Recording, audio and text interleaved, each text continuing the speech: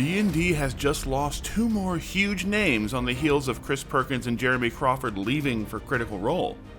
So is the D&D brand now in terminal decline? Oh no, it looks really bad for me. Before we talk about the dire straits D&D has found itself in, why not take a second to hit those like and subscribe buttons to help us keep these videos coming? And then, let's talk about the potential downfall of D&D. D&D was rocked by the departure of the executive in charge of the entire brand, Vice President Jess Lanzillo, who revealed she was stepping away from the company over the weekend. But after the news that video host and content head for D&D, Todd Kenreck, was laid off on Monday as well, could Lanzillo actually also have just been forced out? And what does this mean for a Dungeons & Dragons brand that is already having one of its worst years in recent memory, with Chris Perkins and Jeremy Crawford both jumping ship to Critical Role and Darrington Press, their direct competitors? So is Wizards of the Coast looking to clean house with D&D and just become a Magic the Gathering only brand? Is it going to finally be spun off and sold to another company? Before we get too hysterical, let's dive into the details and find out what's really happening. First, let's talk about the quitting / laying off / departure of Jess Lanzillo, who was literally the VP in charge of the Dungeons & Dragons brand. Not only was she the official advocate and lead executive in charge of D&D, she was also the one pushing for more releases, like the potential upcoming Magic the Gathering setting releases for D&D, like we saw several years ago with the Theros and Strixhaven and other D&D settings, given her own background as a former Magic the Gathering exec.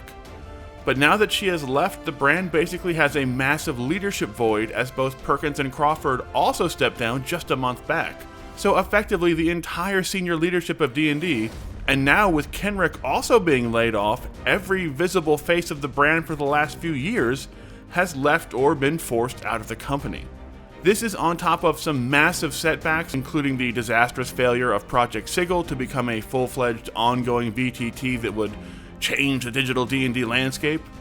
and a 2024 rule set that has seen flagging sales and incredibly low adoption rates on official D&D platforms like D&D Beyond. So with the head of D&D now gone, and the head of D&D's video content and one of the only recognizable faces of the brand left in Todd Kenreck now also gone, is Hasbro simply cleaning house at D&D before looking to spin off the brand and sell it to another company, or is something going on behind the scenes? Wizards of the Coast is incredibly profitable. It is one of the only profitable branches of Hasbro right now. But those profits overwhelmingly come from Magic the Gathering right now. The bulk of their tabletop gaming profits come from the Magic the Gathering sets, like the record-breaking Final Fantasy Magic set that just released, having already sold more in pre-order than D&D will wind up making in an entire year, and it won't even be close. And unlike D&D, we know that Magic the Gathering is better positioned to avoid the massive price increases of the tariffs, since their cards are all produced in America itself or over in Japan, which has not been hit with the same kind of massive tariffs that China has, the country that handles several of D&D's main physical products. So the D&D brand, which is poised to make less money than ever given the tariffs and the